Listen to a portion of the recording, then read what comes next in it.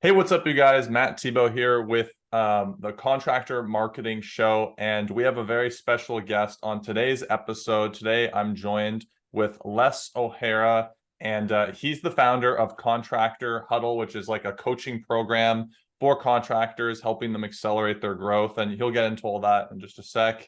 He's also the founder of Build 12. And guys, I'm really excited for this episode. Thanks for being on the show today here, Les. It's an honor, Matt. I really enjoy our conversations that aren't recorded. So hopefully some of that could be highlighted here. Yeah, absolutely. Yeah. Yeah, like off recording, we've had some good conversations, like you were saying, and you were telling me a little bit about your approach to things. And so today, guys, what I want to do is just really jump into some of the things that Les covers in terms of helping contractors grow. And really what he covers is these four pillars that he goes into when he's working with clients to really help them accelerate their contracting business. So what I thought would be really valuable for you is just to jump right on here with him and just go through these four things, and we can just kind of attack each one, and I'll ask him some questions along the way. So with that being said, let's jump into them. So you mentioned the four pillars there. What's pillar number one? Well, pillar number one has to be the knowledge of your numbers, and everything starts from there. So most of the time we are working with a contractor to get the numbers dialed in so that when we review them on a weekly, monthly basis, they're actually contributing to the decision-making process.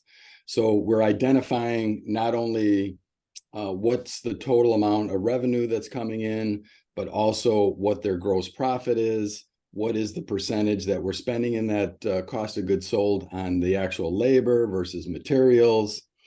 And then we're really dialing in the overhead. What's that percentage? What is the owner taking home?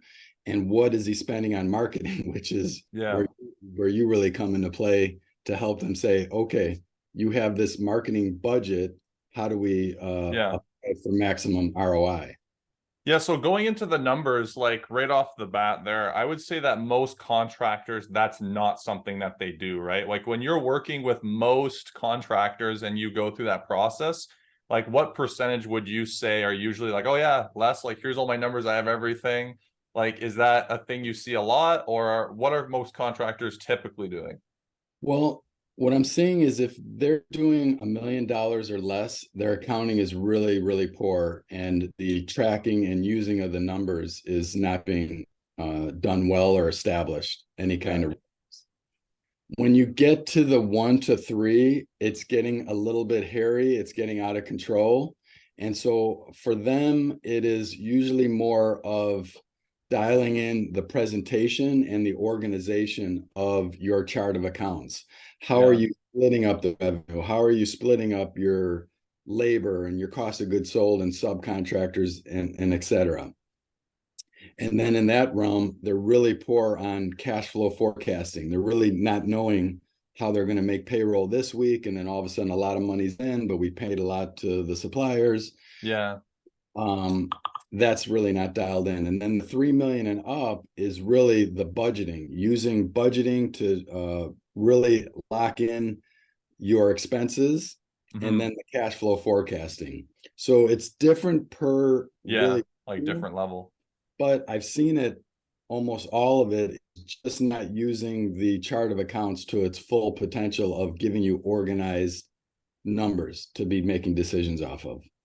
Would you say that there's like a way to self-audit almost? Like I'm just thinking, let's say that I'm a contractor doing under $1 million, and maybe I've got like a bookkeeper or accountant or something, and like I feel like maybe I've got a handle on my numbers, but are there like some warning signs or like some red flags that maybe someone would be able to self-identify with and be like, oh, I actually thought I knew my numbers, but I don't, type thing?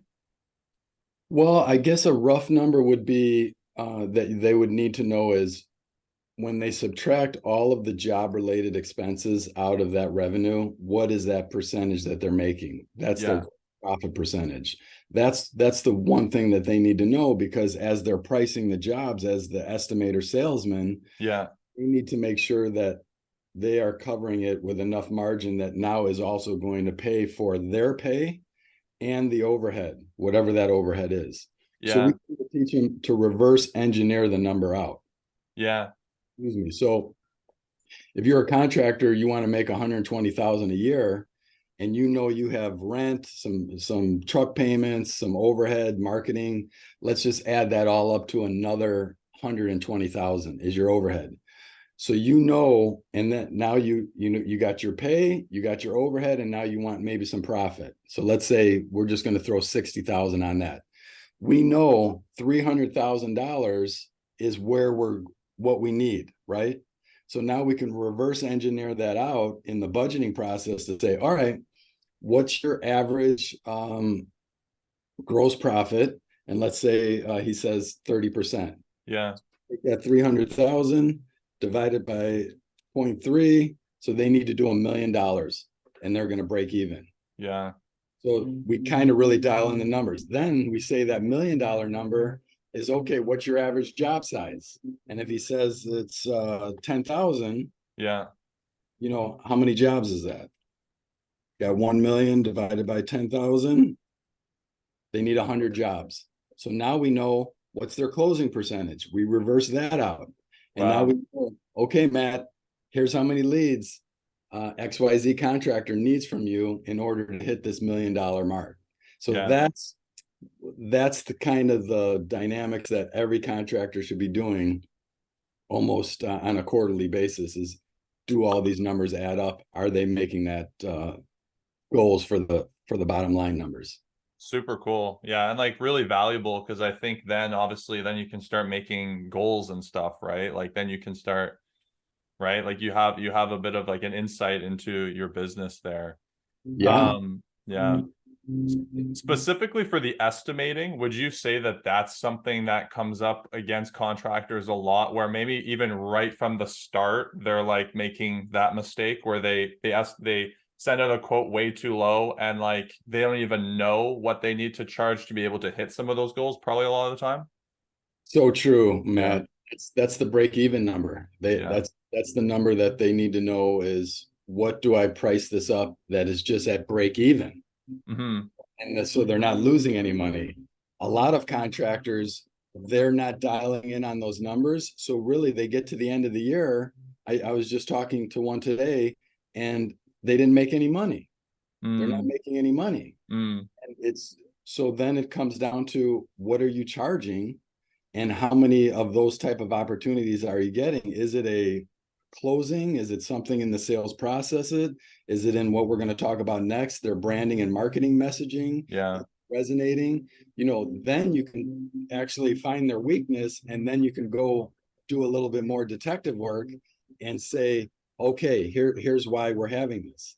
But Yeah. without knowing those kind of numbers, they're just throwing darts at the wind, hoping Yeah. it lands.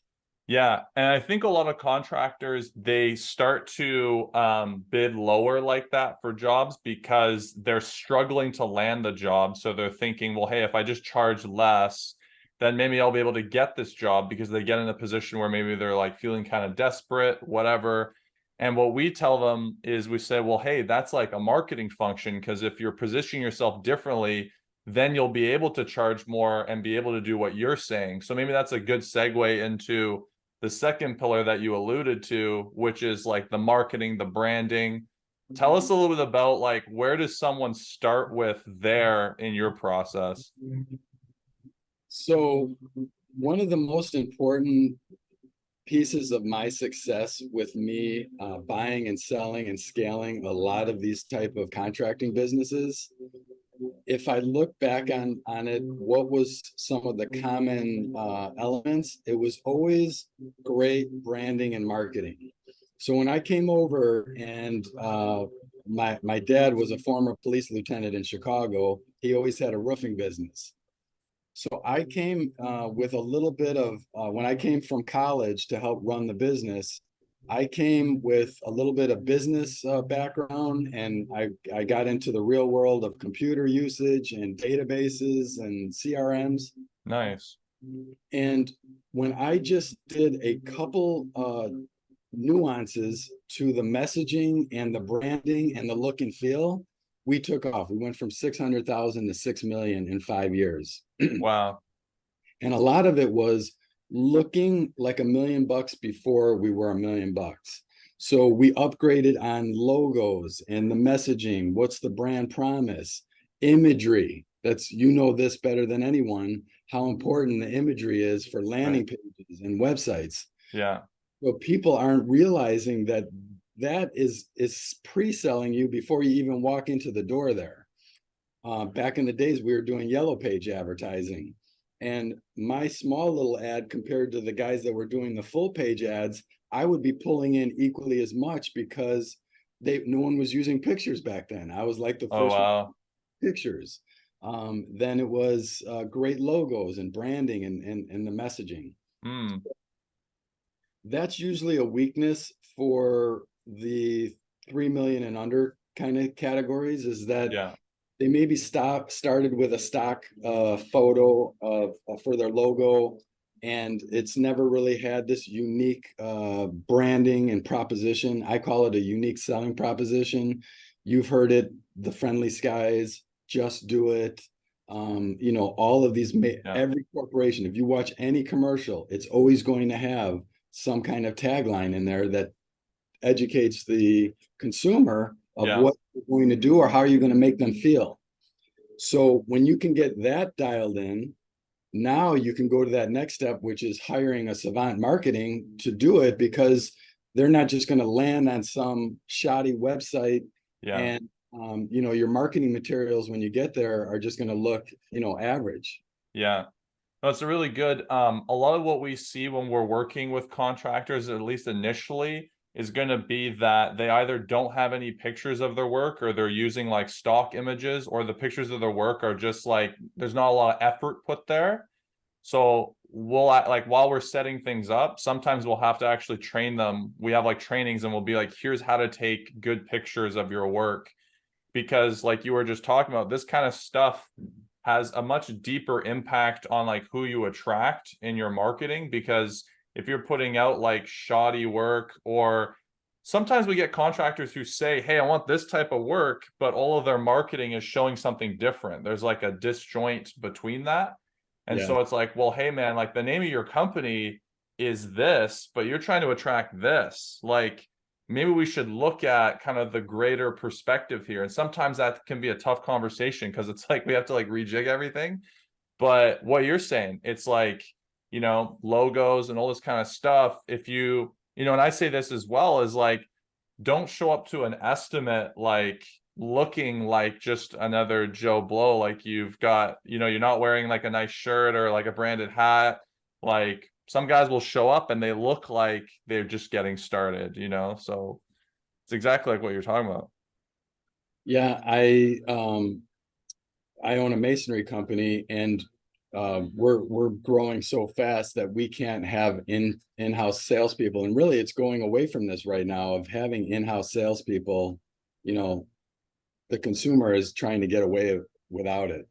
But you need to make sure that your presentation to the customer, even if it's being sent via email or a printed out proposal, has to look like $1 million, has to come with so many testimonials, has to come with social proof, all of these things that communicate this is a investment that will be protected by this person. One thing I want to piggyback on there, but contractors don't realize that when they want to get the sophisticated, let's say, kitchen buyer, or the new bathroom remodel, or an addition, or a brand new roof, if they go to your website, they see some of your marketing material and it has a stock photo on it, you're ruled out right there. There's sophisticated buyers as you go up the food chain.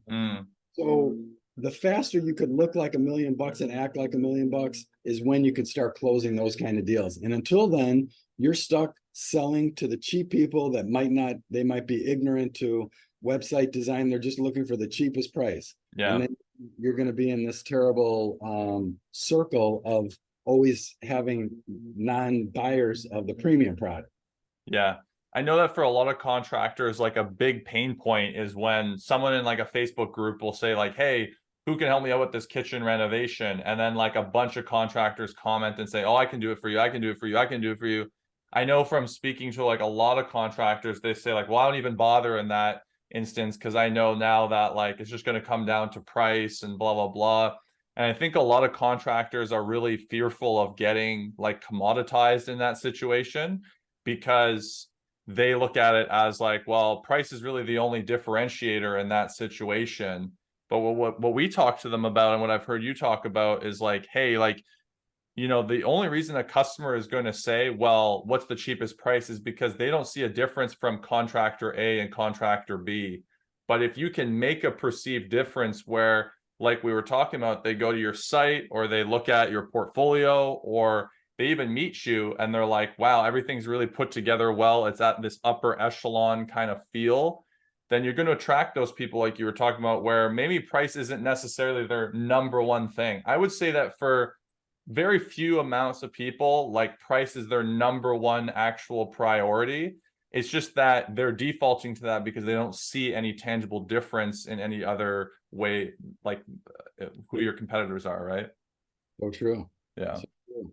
That kind of segues into the third pillar, because some of the key components is how are you educating your consumer prior to them meeting you in person or the company, and then how are you communicating with them afterwards?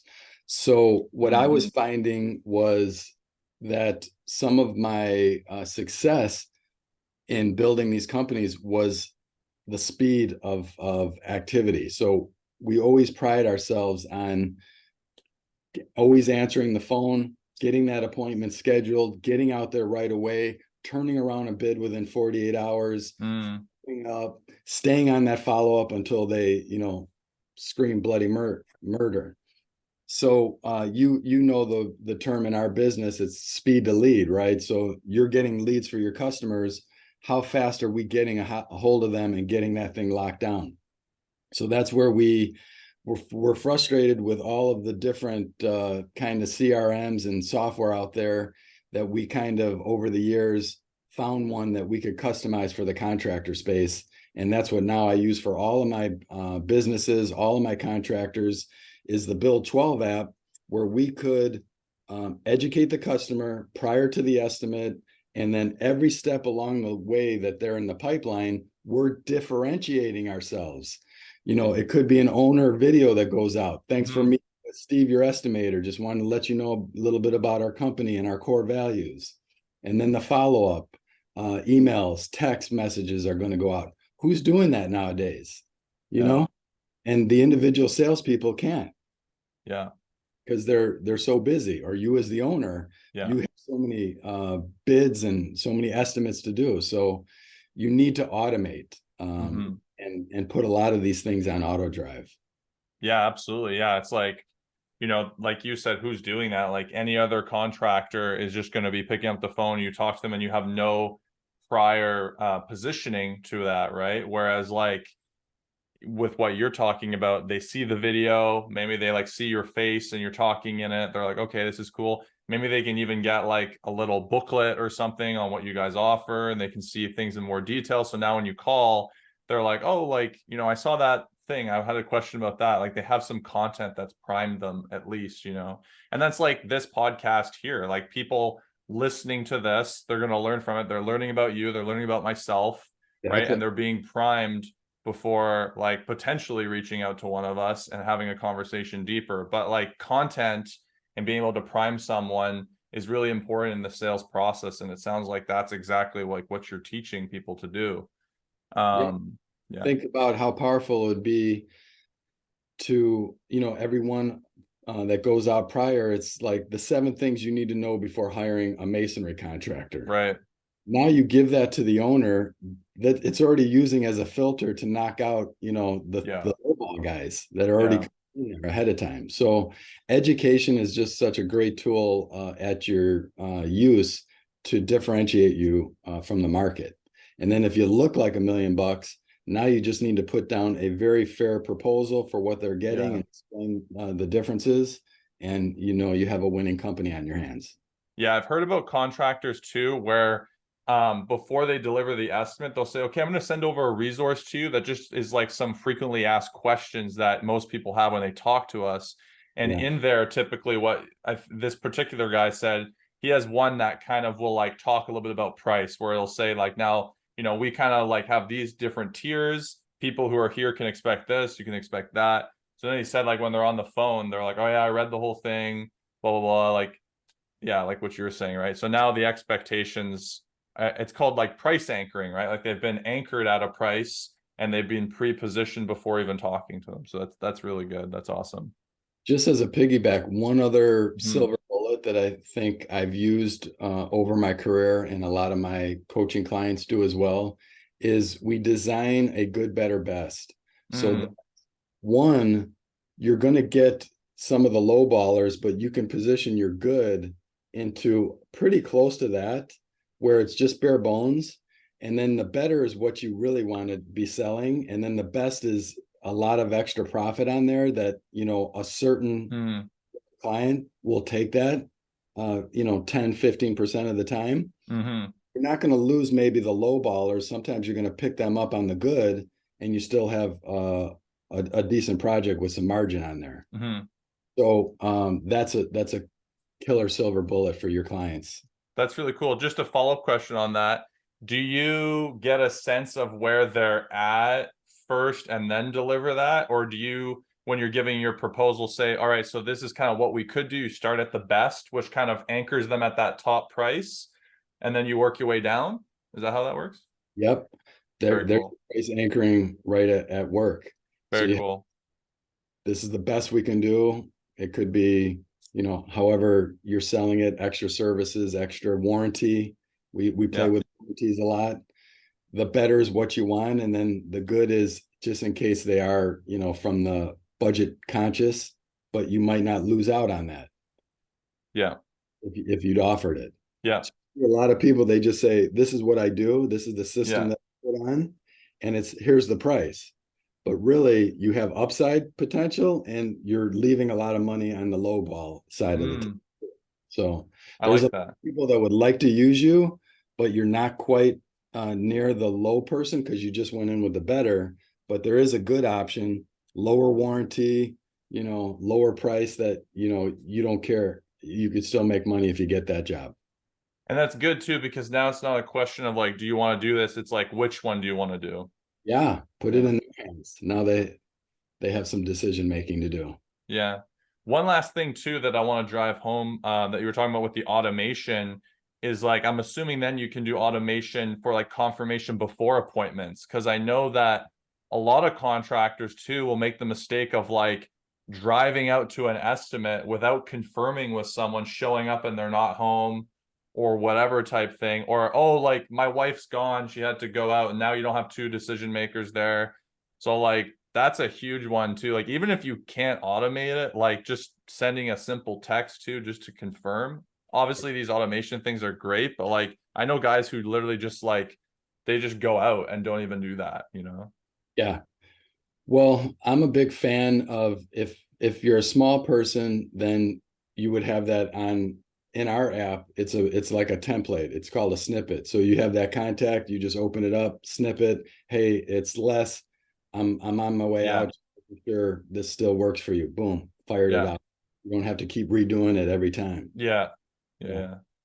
But All it's right. not nice to move to where you're going to have someone in the inside position doing that for you. If you're the owner, Yeah. like the sales part, someone's running production for you. That next person, that inside person that's helping you answer the calls, schedule, that person should be doing that for you. Yeah, you need to structure the business so that you can scale. Yeah, Yeah, because it's like you don't want to be doing everything yourself and not have those systems for someone else to take over. exactly. Makes sense. I think that was the third. So now we're going at the fourth pillar here. Yeah. So the What fourth, pillar are we on now? yeah, really, we went from, branding and marketing to the sales and automation, estimating. The fourth pillar is just the overall organization. So some people call them SOPs, standard operating procedures. I was blessed that early on, I found a company called the E-Myth, and Yeah. for all your you read that, and he even wrote a book, the E-Myth for Contractors. So that's a great book for your audience. And what he taught me and the consultant that I hired was every frustration that you're having in the business is a lack of a system. Mm-hmm. Now, as you start growing and scaling, when you get that frustration, something broke, then you have to build the system. And sometimes that's tedious, but what we do is we have a lot of those systems already built. There's really only 10 to 20 business systems that a true contracting business needs: estimating systems, production systems, hiring systems, firing, Mm, the full accounting. There's not that many, but once you dial those in and you have them organized and trained in such a way that when Sally moves on to Indiana because her husband got a new job, and you bring in Frank to run your business, yeah. everything's right there for him to just take off. That's what I see. One of the biggest weaknesses in our industry is Yeah. people don't stay around very long. So they're moving. You need to document things once and then use that as a way to train your future people. And so that's kind of the fourth pillar: is how organized are you? Where do you store things? We're big Google Drive fanatics. Yeah. We put everything into one place. Yeah, that's great. Like, I think something that a lot of contractors run into as a problem when they're growing is they'll think, well, I want to grow, so I'm going to add all these different services of like getting different profit, like ways of getting profit. So when we're in the house, if we're doing the floor, then we could do painting, then we could do this, then we could do that. And I was talking to a gentleman the other day where this is kind of what happened. He started off as a flooring contractor, and then he started adding all these other services because he's like, I want to make myself recession proof. And then his website, he started marketing the fact that, hey, we do all these different things. And then what he was saying to me, he's like, I don't even know if we're making any money right now because they have no systems anymore. Like everything's subbed out, it's all over the place. And so when you have some focus in what your delivery is, you can actually work towards making systems in it.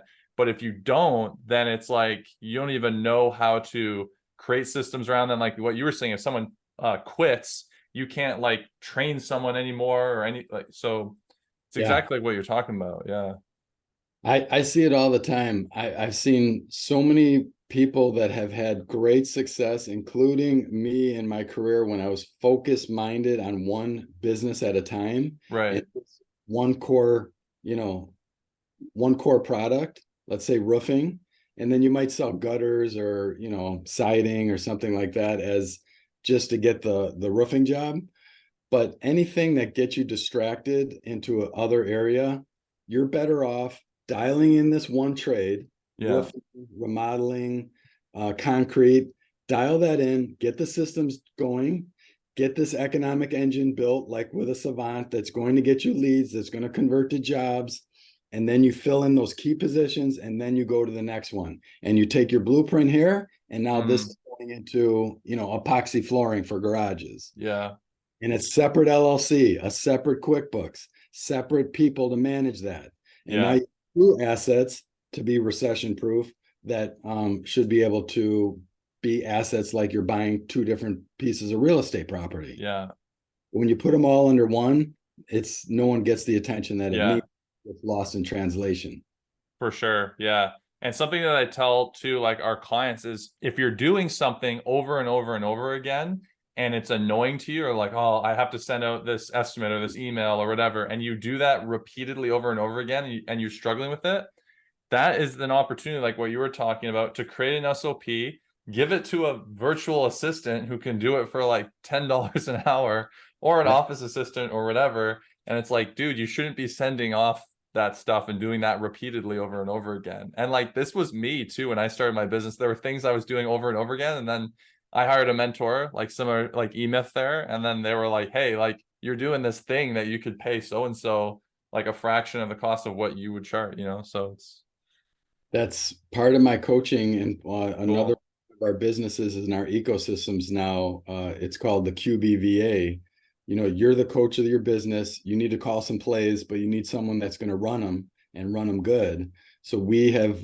built a platform to match contractors with a VA that could run sales and marketing automations and the general office stuff that they need, so that the owner could just do what he loves to do and not get burdened with this whole business of all the minutia that comes with it. Oh man, I love it.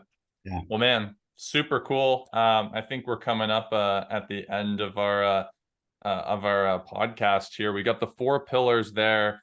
Dude, I think we covered some really good stuff here. Is there any kind of, before we go into like where people can reach you and how they can join the contractor huddle, but is there anything that you kind of want to leave people with? Maybe a contractor's listening to this right now and he's thinking like, okay, this is all like really good stuff, like, but maybe they're feeling a little bit overwhelmed. Maybe they're like, I don't really know where to start. Like, what do I do? Like, what advice would you give to someone who's kind of, they've got some success under their belt, but they're looking to get to the next level and they just don't really know where to start with all this? To me, it's just find a trusted advisor that maybe has been down the path a little bit ahead of you. Mm-hmm. And it could really only be a year ahead of you, or it could be 30 years ahead of you. But that person could look at your financials and ask you the right questions and know where you're trying to take your business, and then could give you some solid 2 or 3 steps on next steps. It might not be branding and marketing. It might be hire Savant for lead gen, or it might be, no, you need a VA right now to take all of this permits and productions, this stuff out of your hands. But the first thing is find someone with some number savvy that you can hire to say, look at my business and then give me some advice on where to go, because this is where I'm taking it. Love it, man. What I'm going to do is I'm going to put the links to the Contractor Huddle and Build 12 in the description for this podcast. So then you guys can go and access it from there. But Les, really appreciate it, man. Where's the best place for someone to follow you if they just want to like follow you online and get in touch with you? Is it just through your group there, or? Well, we have a great Facebook group like you do on Facebook. It's the Contractor Huddle. Join that. Really good group, a lot of good activity. Yeah.